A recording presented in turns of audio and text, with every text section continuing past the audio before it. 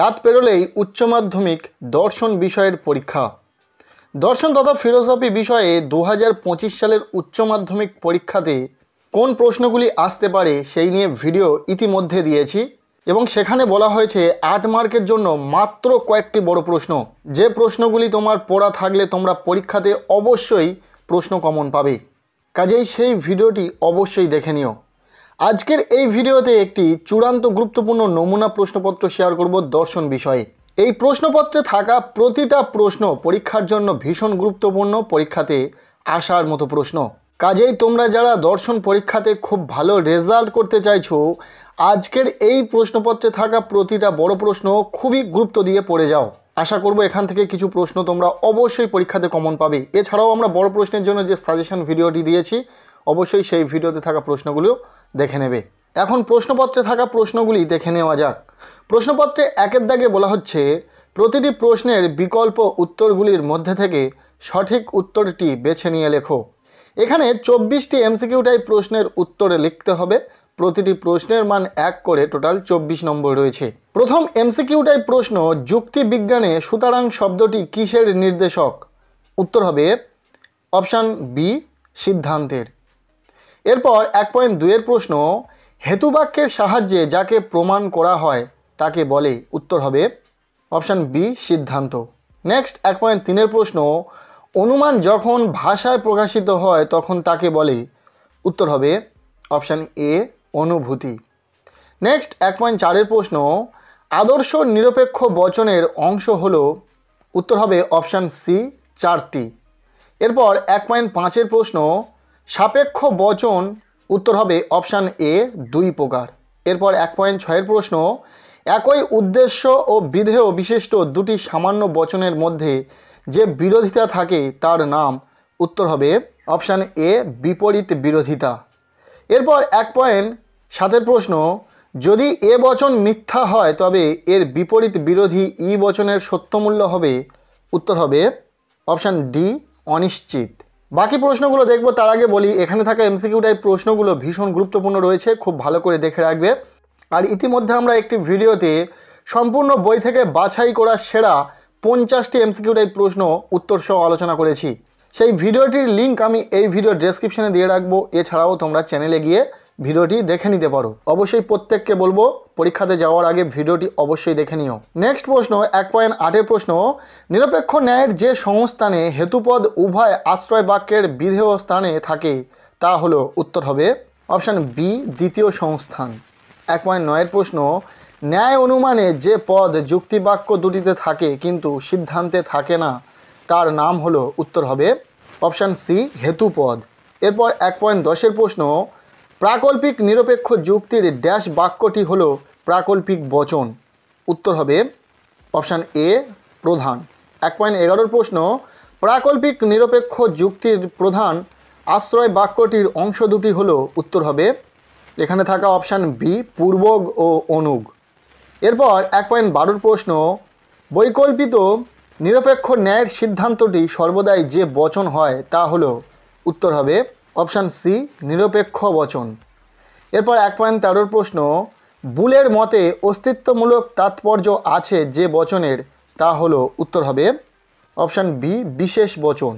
এরপর 1.14 দাগের প্রশ্ন, PVQ এর যৌগিক বচনাকারটি মিথ্যা হবে যদি?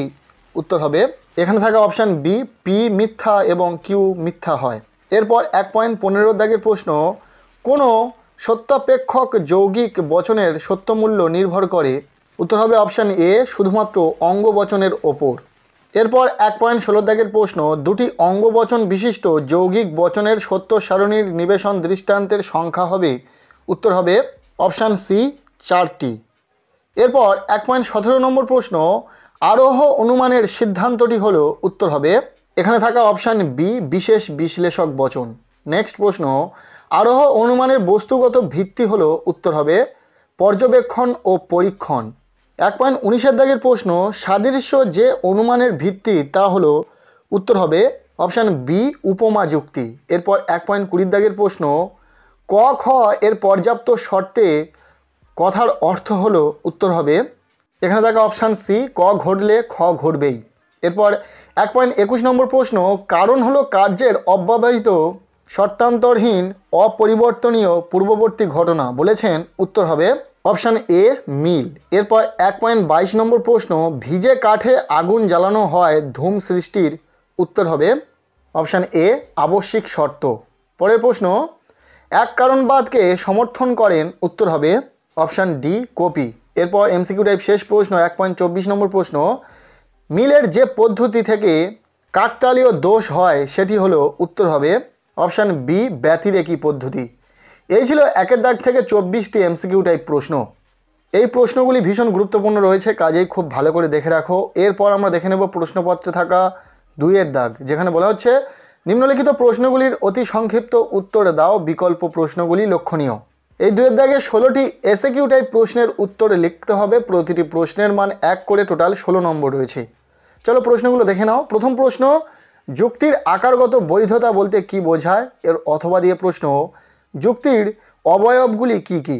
এরপর 2.2 এর প্রশ্ন, অ্যারিস্টটল কোন কোন বিরোধিতাকে প্রকৃত বিরোধিতা বলে স্বীকার করেননি? 2.3 এর প্রশ্ন, যদি এ বচন সত্য হয় তবে এর বিরুদ্ধ বচনের অসম বিরোধী বচনের সত্যমূল্য কি হবে? 2.3 এর অথবা প্রশ্ন, কখন দুটি বচন পরস্পর বিরোধী হয়? 2.4 এর প্রশ্ন, মাধ্যম অনুমান কাকে বলে? এই যে এসএকিউ টাইপ প্রশ্নগুলো দেখছো, প্রতিটা প্রশ্ন ইম্পর্টেন্ট, কাজে খুব ভালো করে পড়ে রাখো। এরপর 2.4 এর অথবা প্রশ্ন, এ বচনের সরল আবর্তনের একটি উদাহরণ দাও।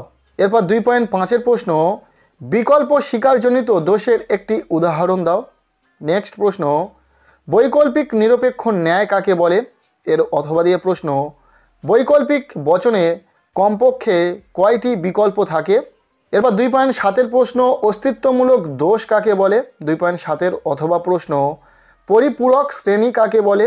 এরপর 2.8 এর প্রশ্ন, নিম্নলিখিত বচনটিকে সমীকরণ অথবা অসমীকরণের আকারে প্রকাশ করো, সকল সৎ ব্যক্তির নন দুঃখী। 2.9 এর প্রশ্ন, নিবেশন দৃষ্টান্ত কাকে বলে?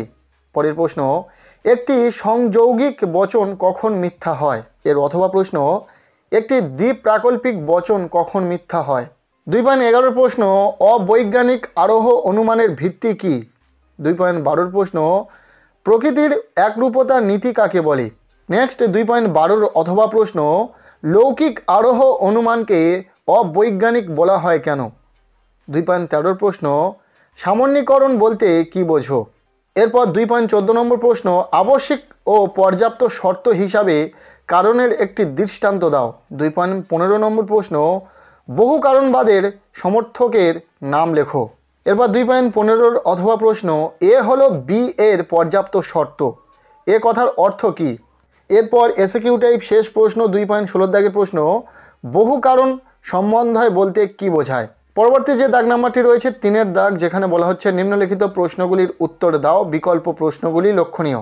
এই 3 দাগে রয়েছে বড় প্রশ্ন, 8 মার্কের বড় প্রশ্ন, যে প্রশ্নগুলি ভীষণ গুরুত্বপূর্ণ, পরীক্ষাতে আসার মতো প্রশ্ন।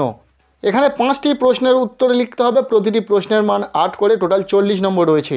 এখানে যে প্রশ্নগুলো রয়েছে ভীষণ গুরুত্বপূর্ণ, দেখে নাও প্রশ্নগুলো। প্রথম প্রশ্ন, নিরপেক্ষ বচনের গুণ ও পরিমাণ বলতে কি বোঝো? এর সাথে দৃষ্টান্ত সহ নিরপেক্ষ বচনের শ্রেণীবিভাগ করো। এরপর নম্বর বি দাগের প্রশ্ন, আবর্তন কাকে বলে? কোনো ক্ষেত্রে কি এ বচনের সরল আবর্তন সম্ভব? এর সাথে ও বচনের আবর্তন সম্ভব নয় কেন? এই যে প্রশ্নগুলো দেখছো, প্রতিটা প্রশ্ন ভীষণ গুরুত্বপূর্ণ, খুব ভালো করে পড়বে। এর অথবা দিয়ে কিন্তু লজিক পার্ট থেকে প্রশ্ন পাবে পরীক্ষাতে। তোমরা যে প্রশ্নটির উত্তর লিখতে পারবে বলে মনে হবে সেই প্রশ্নটির উত্তর লেখো। এখানে একটা কথা বলে রাখা প্রয়োজন, যারা লজিক ভালো বোঝে না তাদের জন্যও কিন্তু নতুন করে আর লজিক শিখতে হবে না, জাস্ট বড় প্রশ্নগুলো পড়ে যাও।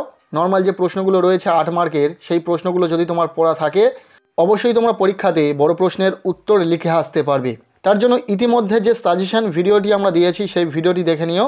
লাস্ট মিনিট সাজেশন হিসাবে সেই ভিডিওতে থাকা প্রতিটা প্রশ্ন খুব ভালো করে পড়ে রাখো। এখন প্রশ্নপত্রে থাকা প্রশ্নগুলি দেখে নেওয়া যাক। প্রশ্নপত্রে 3.c দাগে একটি লজিক থেকে প্রশ্ন থাকবে এবং তার অথবা দিয়ে এই রকম প্রশ্ন পাবে, উপযুক্ত উদাহরণ সহকারে সংক্ষিপ্ত টিকা লেখো। দুটি টিকা লিখতে হবে, 4 + 4 = 8। কী কী রয়েছে এখানে? অবৈধ সাধ্য দোষ, দ্বিতীয় রয়েছে অব্যাপ্য হেতু দোষ।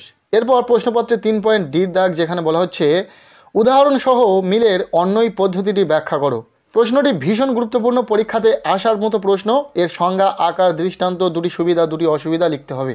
প্রশ্নটি তাই খুব ভালো করে পড়বে। এরপর প্রশ্নপত্রে 3.e দাগ, যেখানে একটি লজিক থেকে প্রশ্ন থাকবে এবং তার অথবা দিয়ে টিকা লেখো থাকবে, সংক্ষিপ্ত টিকা লেখো। এখানে যে দুটি টিকা লেখার কথা বলা হয়েছে, একটি অবান্তর বিষয়কে কারণ হিসাবে গণ্য করার দোষ এবং দ্বিতীয় হচ্ছে মন্দ উপমা।